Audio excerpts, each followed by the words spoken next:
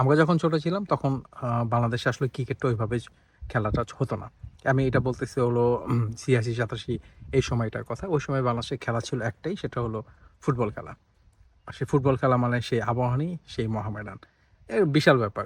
মানে এখন যেরকম ওয়ার্ল্ড কাপের সময় আর্জেন্টিনা, ব্রাজিল এইভাবে খেলাটা ফলো করা হয়, ঠিক সেম জিনিসটা হইতো আমাদের সময় আবাহনী এবং মোহামেডান। আমার মনে আছে যে ওই সময় আবাহনী এবং মোহামেডানের ফাইনাল হওয়া মানেই স্টেডিয়ামে মারপিট হওয়া, স্টেডিয়ামে ১ জন ২ জন মানুষ মারা যাওয়া, এরকম অনেক কিছু।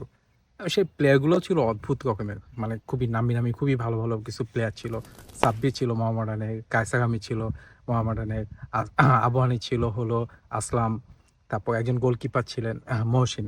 উনি আবাহনীর গোলকিপার ছিল। মোহামেডানের গোলকিপার ছিল হলো কানন ভাই।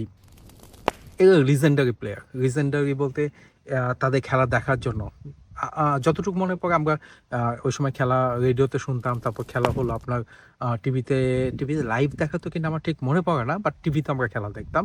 আ তারপর বাংলাদেশে একবার ওই সময় একটা প্রেসিডেন্ট গোল্ড কাপ হলো। সেটা বাংলাদেশ চ্যাম্পিয়ন হয়েছিল। বাংলাদেশের বোধহয় ২ টা দল ছিল। একটা হলো বাংলাদেশ লাল দল, একটা বাংলাদেশ সবুজ দল, এবং বাংলাদেশ লাল দল চ্যাম্পিয়ন হয়েছিল ওইটাতে।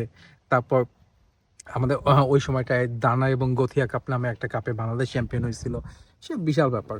আ সেই ফুটবলে সেই ক্রেজটা আর নাই। কিন্তু এখনো পর্যন্ত আমার মনে হয় মাঝে, মাঝে যে ফুটবল কখনো কি আর ওই সময়টার মতো ফিরবে? আমরা যে সময়টা খেলা দেখছি, যেভাবে খেলা দেখতাম, যে ক্রেজটা আমাদের ছিল, সেটা কি আর কখনো হবে কিনা আমি জানি না। ওই সময়ে এই সমস্ত প্লেয়ার, আবাহনী কিংবা মোহামেডানের সমস্ত প্লেয়ারদের নিয়ে একটা কিন্তু থিম সং ছিল। সেটা হলো যে আবাহনীর যতগুলো প্লেয়ার আছে সেই প্লেয়ারগুলোর কথা নিয়ে, তাদের পাসিং নিয়ে, খেলার বিভিন্ন মোমেন্টগুলো নিয়ে। মোহামেডানের যতগুলো প্লেয়ার আছে তাদেরকে সবগুলো মানে মোস্ট প্রমিনেন্ট প্লেয়ার, তাদেরকে নিয়ে একটা থিম সং করা হয়েছিল, এবং এটা একটা লম্বা সময় ধরে চলছে। ওই সময়টাই কিন্তু আমাদের মধ্যে মানে ২ দলের মধ্যে হতো, ফাইট হতো।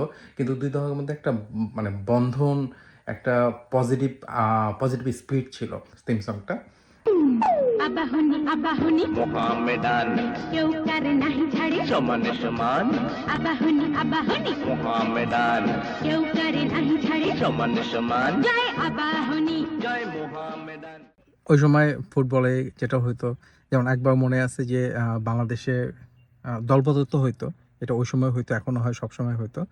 আ মোমিন মুন্না ছিলেন। মুন্না ভাই পরে মারা গেছিলেন। আবাহনীর আ ক্যাপ্টেনও ছিলেন। মুন্না ভাই হলো একবার হাইয়েস্ট পেইড দলবদল করা হয়েছিল। সম্ভবত ৳5,00,000 এরকম একটা কিছু বোধহয়। আ এটা নিয়ে পেপারে খুব মানে অনেক বড়, বড় ফিচার আসছিল। বাংলাদেশের প্লেয়াররা বাইরে খেলতে যেত। যেমন হলো ইন্ডিয়াতে খেলতে যেত। ইন্ডিয়াতে তাদের সাথে ভালো রকমই হইতো। এই জিনিসগুলো আমার সবসময় মাথায় আছে, সবসময় মনে থাকে আরকি। আসলে আমি বলতেছি না এখন ফুটবল খারাপ পজিশনে আছে। এখন হয়তো যেটা হইছে অনেক বেশি বাড়ছে, অনেক দল আসছে, অনেক সুযোগ সুবিধা হইছে। যেটা আমাদের সময় হয়তো ছিল না। আমাদের সময় খুব লিমিটেড অপশন ছিল। সেজন্যই হয়তো আমরা এই কয়জনকে নিয়েই স্যাটিসফাই থাকতাম। কিন্তু আমাদের মধ্যে উত্তেজনা অনেক বেশি ছিল। এটা হতে পারে। এখন হয়তো এর থেকে বেশি আছে। আমরা হয়তো ফলো করি না দেখে, কিংবা ক্রিকেট হয়তো অনেক বেশি জনপ্রিয় দেখে আমাদের ওই যে ছোটবেলার ক্রেজ এখনো মনে হয়। সাব্বির ভাই, সাব্বির ভাইয়ের পাস একটা ব্যাপার ছিল, সাব্বির ভাইয়ের কর্নার মানেই গোল। এরকম একটা ব্যাপার ছিল। তারপর আসলাম ভাইয়ের হেড মানেই গোল। এরকম এই জিনিসগুলি ছিল। আরো অনেকেই ছিল। বাংলাদেশে একটা প্লেয়ার ছিল এমেকা। Emeka Nigerian player. উনি ওয়ার্ল্ড কাপেও খেলছিল। উনি বাংলাদেশে এসে খেলতো। তারপর নাসের হেজাজি নামে একজন প্লেয়ার ছিল ইরানি। উনি বাংলাদেশে আসতো। বাংলাদেশে এসে মোহামেডানের হয়ে খেলতো।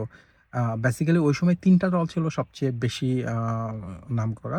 Abahani, Mohammedan, brothers. But final সবসময় হইতো আবাহনী এবং মোহামেডানের মধ্যে। ব্রাদার্স হয়তোবা খুব পরে মাঝে, মাঝে হয়তোবা হইতো। আমার ঠিক ডিটেইল আসলে মনে নাই।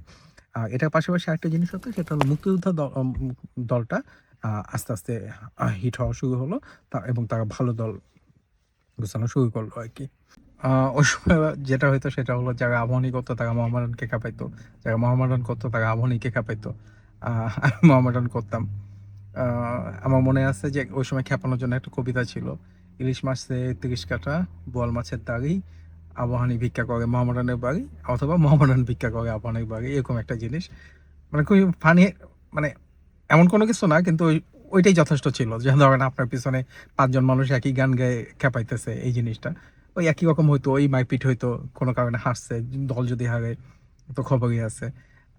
তারপর হলো মাঝখানে আবার একটা গুজব আসলো যে মোহামেডান জায়গায় করে তা হলো মুসলমান, আর আবাহনী জায়গায় করে তা হলো হিন্দু, এরকম কিছু ব্যাপার-ট্যাপার।